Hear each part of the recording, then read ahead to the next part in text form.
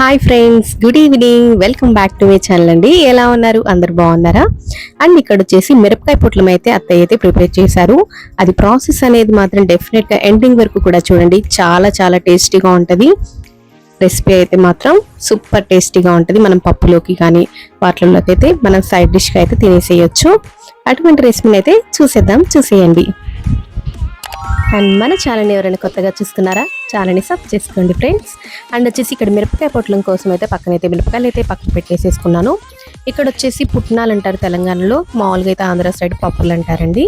ఇక్కడ వచ్చేసి పౌడర్ అయితే యాడ్ చేసాం కదా, అది వచ్చేసి పప్పులు, ఉప్పు, కారం, కొంచెం ఎండు కొబ్బరి, జీలకర్ర మిక్సీ పట్టిన పౌడర్ అయితే కొంచెం యాడ్ చేసాము.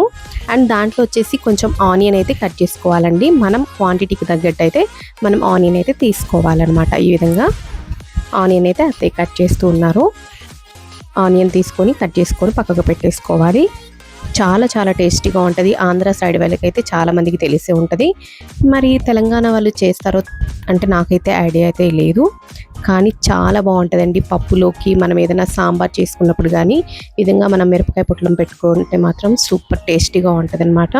ఎవరైనా ట్రై చేయని వాళ్ళు ఉంటే డెఫినెట్గా అయితే ట్రై చేయండి. చాలా చాలా బాగుంటుంది. అండ్ ఈజీ ప్రాసెస్ కూడా అనమాట. మనం ఈజీగా తయారు చేసుకోవచ్చు. మనం ఇందానికి వేసిన దాన్ని కూడా మనం మిక్సీ అయితే పట్టేసేసుకోవాలండి. ఈ విధంగా పట్టేసుకున్న తర్వాత మనం ఉల్లిపాయలు కట్ చేసి పెట్టుకున్నాం కదా, ఆ ఉల్లిపాయలను అయితే మనం కొంచెం గ్రైండ్ చేసుకోవాలి. ఉల్లిపాయలు కొన్ని వేసుకొని మనం దాంట్లో అయితే గ్రైండ్ చేసేసుకోవాలి కాసేపు. మన కన్సిస్టెన్సీ అనేది ఎలా ఉంటుంది అని మీకు నేను చూపిస్తాను, చూడండి ఒకసారి. ఈ విధంగా అయితే మనం మిక్సీ అయితే పట్టేసుకోవాలండి. పట్టేసుకున్న తర్వాత మనం మిరపకాయలను అయితే కట్ చేసుకోవాలి. లాస్ట్లో చివర ఉంటుంది కదా, అవి కట్ చేసేసుకొని పక్కకు పెట్టేసుకోవాలి అన్నీ కూడా. ఈ విధంగా మనం మిరపకాయలు మధ్యలో ఉంటుంది కదండి, ఆ మధ్యలో అనేది ఇట్లా ఈ విధంగా కట్ చేసుకొని ఆ లోపల విత్తనాలు ఉంటాయి కదండి, అవన్నీ తీసేసి పక్కకు పెట్టేసుకుంటే మనకు అనేది మిరపకాయ అనేది కారం లేకుండా మన అన్నంలోకి ఈజీగా తినేసేయచ్చు అనమాట. మనం ఈజీగా అన్నంలోకనే కాదండి, నార్మల్గా కూడా తింటే మాత్రం సూపర్గా ఉంటుంది. ట్రై చేయండి డెఫినెట్గా మాత్రం. ఈ విధంగా అయితే మధ్యలో అన్నీ కూడా ఈ విధంగా కట్ చేసేసుకొని మనం పక్కకు అయితే పెట్టేసుకోవాలి. ఈ విధంగా మిరపకాయలన్నీ కూడా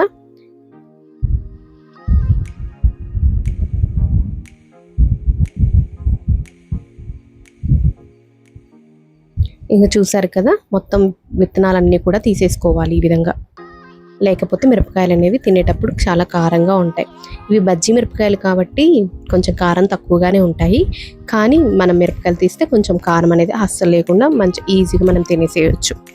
ఈ విధంగా అంతా కూడా కట్ చేసి విత్తనాలన్నీ తీసి పెట్టేసుకున్న తర్వాత మనం పేస్ట్ చేసి పెట్టుకున్నాం కదండి, ఆ పేస్ట్ని వచ్చేసి దాంట్లో అనేది పెట్టేసుకోవాలి మంచిగా. ఈ విధంగా నీట్గా అనేది మనం సెట్ చేసి పెట్టేసుకోవాలి లోపల.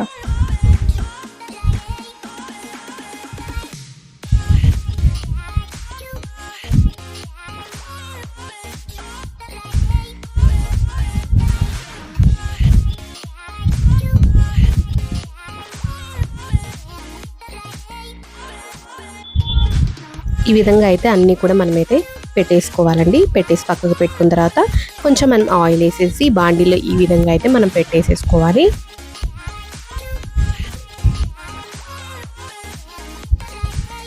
ఈ విధంగా పెట్టేసి కాసేపు అయితే మూత పెట్టేసుకోవాలి. మనకు మంచిగా అనేది మగ్గుతుంది అనమాట. తర్వాత వచ్చేసి కొంచెం తిప్పేసుకోవాలి పక్కకు మనం. ఈ విధంగా చూడండి, ఈ విధంగా తిప్పేసుకుంటే అటు ఇటు బాగా కాలుతుంది.